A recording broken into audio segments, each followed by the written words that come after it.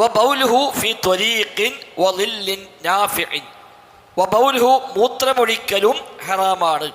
ഫീ ത്വരീഖിൻ വഴിയിൽ, ആളുകൾ ഉപയോഗിക്കുന്ന സാധാരണ സഞ്ചരിക്കാൻ വേണ്ടി ഉപയോഗിക്കുന്ന വഴി, അത്തരം വഴികളിൽ മൂത്രമൊഴിക്കലും ഹറാമാണ്. വളില്ലിൻ നാഫിഇൻ ഉപകാരപ്രദമായ തണലുകളിലും. ലില്ല് തണല്, നിഴലിലും ലില്ല് എന്ന് പറയാം. ലില്ല് നിഴൽ ഖുർആനിൽ ഉപയോഗിച്ച വാക്കാണിത്. ലില്ല് എന്ന് പറഞ്ഞ അവിടെ ലില്ല് നിഴൽ അല്ലെങ്കിൽ തണൽ എന്നൊക്കെയാണ് അർത്ഥം. അപ്പോൾ ലില്ലിൻ നാഫിഇൻ ഉപകാരപ്രദമായ തണലുകളിലും മൂത്രമൊഴിക്കൽ ഹറാമാകുന്നു. വബൗലുഹു ഫീ ത്വരീഖിൻ വഴിയിൽ മൂത്രമൊഴിക്കൽ, അതായത് അവിടെ ഉദ്ദേശിക്കുന്നത് വഴി എന്നത് ആളുകൾ ഉപയോഗിക്കുന്ന വഴിയാണ്. അതുകൊണ്ടാണ് ചില വ്യാഖ്യാതാക്കളൊക്കെ അവിടെ വഴി പറഞ്ഞപ്പോൾ ഫീ ത്വരീഖിൻ ഐ മസ്ലൂക്കിൻ എന്ന് പ്രത്യേകമായ ഒരു ഉപാധി വെച്ചത് കാണാൻ പറ്റും. ആളുകൾ സാധാരണ ഉപയോഗിക്കുന്നൊരു വഴി, പണ്ടേത് കാലത്ത് വഴിയായിരുന്നു, ഇപ്പോൾ ആരും നടക്കുന്നില്ല, ഉപയോഗിക്കുന്നില്ല എങ്കിൽ പിന്നെ അതിന് വഴിയുടെ ഹുക്കുമ് കൊടുക്കേണ്ട കാര്യമില്ല. സാധാരണ ആളുകൾ നടന്നു പോകുന്ന വഴിയാണെങ്കിൽ ആ വഴികളിൽ മൂത്രമൊഴിക്കൽ ഹറാമാണ്. കാരണം വ്യക്തമാണ്, നടന്നു പോകുന്ന ആളുകൾക്കിത് ബുദ്ധിമുട്ടുണ്ടാകും. അപ്പം മറ്റുള്ളവരെ ബുദ്ധിമുട്ടിക്കാൻ പാടില്ല എന്ന പൊതുതത്വപ്രകാരം ഇതത് പാടില്ലാതായി മാറും. മൂത്രമൊഴിക്കൽ പറയാൻ കാരണം അപ്പം കാട്ടിക്കാൻ പറ്റുമോ? ഏതായാലും പറ്റില്ല. മൂത്രമൊഴിക്കാൻ പറ്റില്ലെങ്കിൽ പിന്നെ കാട്ടിക്കൽ ഏതായാലും പറ്റില്ല, പറയേണ്ട ആവശ്യമില്ല. അത് ഇതിൽ തന്നെ വ്യക്തമായി. മൂത്രമൊഴിക്കാൻ പാടില്ല എന്ന് പറഞ്ഞാൽ തന്നെ ഉമിൻ ബാബി ഔല, ഇത് പാടില്ലെങ്കിൽ അതെന്തായാലും പാടില്ല എന്നതിൽ നിന്ന് വരും. നബി ഞങ്ങൾ പറഞ്ഞ ഹദീസിൽ കാണാം, ഇമാം മുസ്ലിം റഹിമഹുല്ലാ ഉദ്ധരിച്ച റിപ്പോർട്ടാണ്. അവിടെ കാണാം ഇത്തഖൂ അല്ലഅനൈനി, ശാപത്തിന് കാരണമാകുന്ന രണ്ട് കാര്യം അത് നിങ്ങൾ സൂക്ഷിക്കണേ എന്ന് നബി ഞങ്ങൾ പറഞ്ഞു. അപ്പോൾ സ്വഹാബി പറഞ്ഞു, നബി എന്താണ് നിങ്ങൾ അതുകൊണ്ട് ഉദ്ദേശിച്ചത്, എന്താണ് ശാപത്തിന് കാരണമാകുന്ന രണ്ടു കാര്യങ്ങൾ? അപ്പം നബി ഞങ്ങൾ പറഞ്ഞു അല്ലദീ യതഖല്ലാ ഫീ ത്വരീഖിൻ നാസി ഔ ഫീ ദില്ലിഹിം, ആളുകളുടെ വഴികളിലോ ആളുകളുടെ തണലുകളിലോ ഈ മലമൂത്ര വിസർജനായിരിക്കുന്ന ആളുകൾ, അതാണ് ശപിക്കപ്പെടാൻ കാരണമാകുന്നത്. കാരണം വെച്ചാൽ അതിലൂടെ പോകുന്ന മനുഷ്യന്മാരൊക്കെ ഓനെ ശപിക്കും.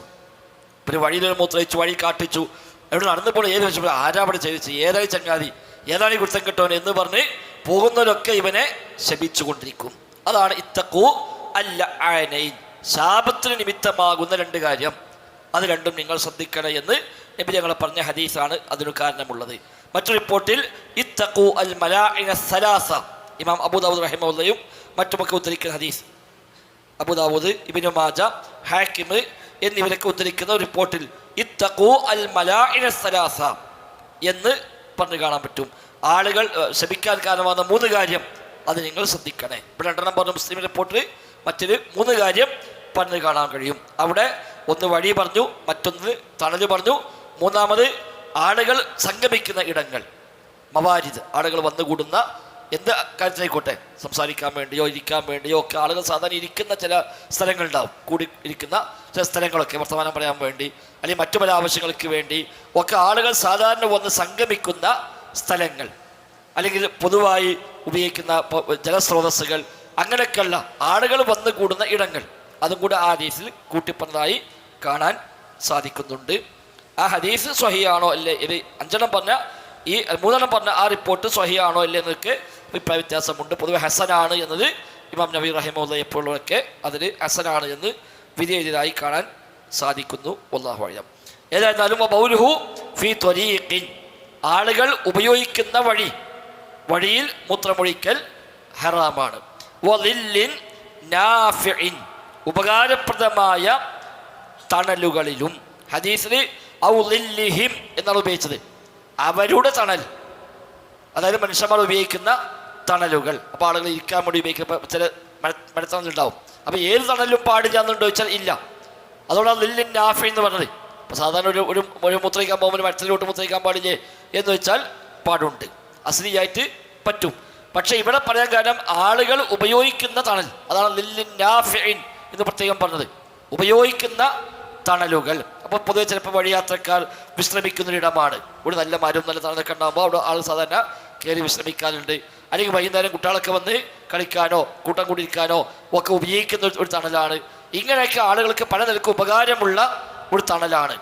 അത്തരം തണലുകളിൽ മലമൂത്ര വിസർജനം പാടില്ല. എന്നാൽ അതൊന്നുമല്ല ഒരു കാട്ടിൽ ഒരു ഒഴിഞ്ഞ മരം, അവിടെ അങ്ങനത്തെ ഒന്നുമില്ല, നമുക്ക് വെയിലുള്ളത് ഇരിക്കാൻ പറ്റും, അവിടെ മൂത്രയിക്കാൻ, അങ്ങനത്തെ സ്ഥലത്ത് ഇരിക്കാൻ പാടില്ല ചോദിച്ചാൽ പാടുണ്ട്. ഇവിടെ തണലായി എന്നുകൊണ്ട് മാത്രം പാടില്ല, ആളുകൾക്ക് ഉപകാരപ്പെടുന്ന തണലാണെങ്കിൽ ആ തണലുകളിൽ മലമൂത്ര വിസർജനം നിർവഹിക്കുക എന്നുള്ളത് അള്ളാഹുവിൻ്റെ റസൂൽ വിലക്കിയ ശാപത്തിന് കാരണമായി എണ്ണിപ്പറഞ്ഞ കാര്യമാണ് എന്ന് മനസ്സിലാക്കാം. ഇനി അതിലേക്ക് എല്ലാം ഖിയാസാക്കാം. ഇത് മാത്രമല്ല, ഇത് പാടില്ല പറയാൻ കാരണം തണൽ എന്ന വസ്തു ആയതുകൊണ്ടാണോ? അല്ല, ആളുകൾക്ക് ബുദ്ധിമുട്ടുണ്ടാവുന്നുള്ള കാരണം കൊണ്ടാണ്. അപ്പോൾ ആൾക്ക് ബുദ്ധിമുട്ടുണ്ടാകാൻ നിമിത്തമാകുന്ന അത്തരം ഏതൊക്കെ ഇടങ്ങളുണ്ടോ, ഈ തണലല്ല, വഴിയല്ല, അതൊന്നും അല്ലാത്ത സ്ഥലത്ത് തന്നെ ആൾക്ക് ഒരു പ്രയാസം ഉണ്ടാകുന്ന ഒരു സ്ഥലമാണ് എങ്കിൽ അവിടെയും പാടില്ല.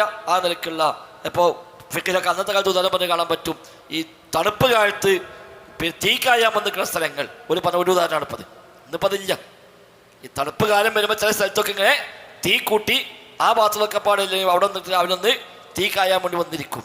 അപ്പോൾ അവിടെ പോയി മൂത്രയിക്കുക. അത് ഈ വകുപ്പുമിക്ക് അതിനെ ഖിയാസാക്കിക്കൊണ്ട് ഇതിലേക്ക് തുല്യപ്പെടുത്തിക്കൊണ്ട് ഇത് പാടില്ല നബി പറഞ്ഞല്ലോ. അപ്പം ഇനി ഓരോന്നും എണ്ണി പറയേണ്ട ആവശ്യമില്ല. ഇത് പറഞ്ഞാൽ ഇതിന് അസല് കിട്ടി. ആ ഒരു കാരണം എവിടെയൊക്കെ ഉണ്ടോ അവിടെയൊക്കെ പാടില്ല എന്ന് പറയാം. വതഹ്ത ശജറത്തിൻ അലൈഹാ സമറത്തുൻ. വതഹ്ത ശജറത്തിൻ, മരത്തിന് താഴെയും പാടില്ല. അലൈഹ, ആ മരത്തിന്മേലുണ്ട്, സമറത്തുൻ, പഴമുണ്ട്. ഇപ്പം പഴമുള്ള അല്ലെങ്കിൽ പഴം കായ്ക്കുന്ന മരത്തിന് ചുവട്ടിലും മലമൂത്ര വിസർജനം പാടില്ല. അതും കാരണം എന്ത് വ്യക്തമാണ്. ആ പഴം ആളുകൾ കഴിക്കാൻ വേണ്ടി അവിടെ വരും. അപ്പം അല്ലെങ്കിൽ ആ പഴം ഈ മൂത്രത്തിലേക്കോ കാഷ്ടത്തിലേക്കോ വീഴും, പിന്നെ അത് ആൾക്ക് ഉപയോഗിക്കാൻ പറ്റാതായി മാറും. ആ കാരണങ്ങളാലാണ് അത് പറഞ്ഞത്. അപ്പം ഏത് പഴവും ഉള്ളതും പറ്റില്ല എന്നാണോ? പഴമുള്ള മരം എന്ന് പറഞ്ഞാൽ കഴിക്കുന്ന പഴയിക്കോളുന്നില്ലല്ലോ. കാഞ്ഞിരത്തിൻ്റെ പഴമുണ്ട്. അപ്പം പഴമുള്ള മരം എന്ന് പറഞ്ഞാൽ ഏത് പഴം? അവിടെ ചിലർക്ക് ഉപാധി വെച്ചു അയ്മത്ത് ഉഴുമ, ഭക്ഷിക്കുന്ന പഴം. ഇനി ഭക്ഷിക്കലായിക്കോളുന്നില്ല, ആൾക്ക് ഉപകാരമുള്ള ഏത് പഴവും. ചിലപ്പോൾ കഴിക്കലാവണമെന്നില്ല, ആ മരത്തിൻ്റെ കുരു ആളുകൾ മറ്റെന്തിനേക്ക് ഉപയോഗിക്കുന്നുണ്ട്. കഴിക്കാനല്ലാതെ മറ്റെന്തെങ്കിലും ആവശ്യങ്ങൾക്ക് വേണ്ടി ആളുകൾ ഉപയോഗിക്കുന്ന ഒരു കായയുമുണ്ട്.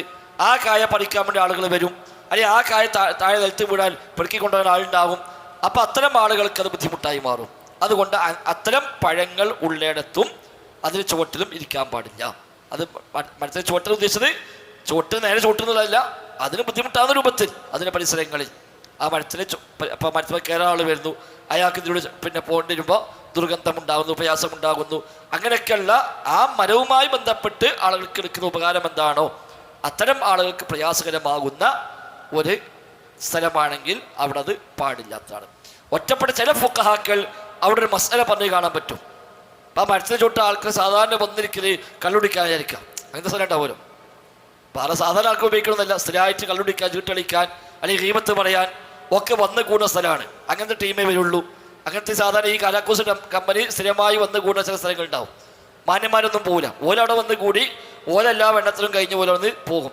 അപ്പോൾ അവിടെ ഈ ഹുക്കുമുണ്ടാകുമോ എന്ന ചർച്ച വരെ പഴയ കാലത്തെ ഫുഖഹാക്കളിൽ പലർക്ക്. ചിലർ പറഞ്ഞു അവിടെ മൂത്രമൊഴിക്കണം, അതുകൊണ്ടെങ്കിലും പോലും പിരിഞ്ഞു പോട്ടെ.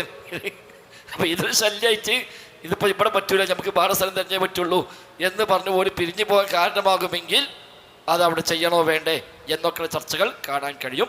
പക്ഷേ നബിതങ്ങൾ പൊതുവായി പറഞ്ഞതുകൊണ്ട് അതാണ് മുന്തിക്കപ്പെടേണ്ടത്. മരത്തിന് താഴെ എന്നൊക്കെ പറഞ്ഞ് പ്രത്യേകം പറഞ്ഞുകൊണ്ട് തന്നെ അത്തരം സ്ഥലങ്ങളിൽ പിന്നെ പാടില്ല. അവിടെ ആളുകൾ തെറ്റായ കാലത്ത് ഉപയോഗിക്കുന്നുണ്ടെങ്കിൽ അവിടെ ഇങ്ങനെയല്ല പോലെ വായിപ്പിക്കേണ്ടത്.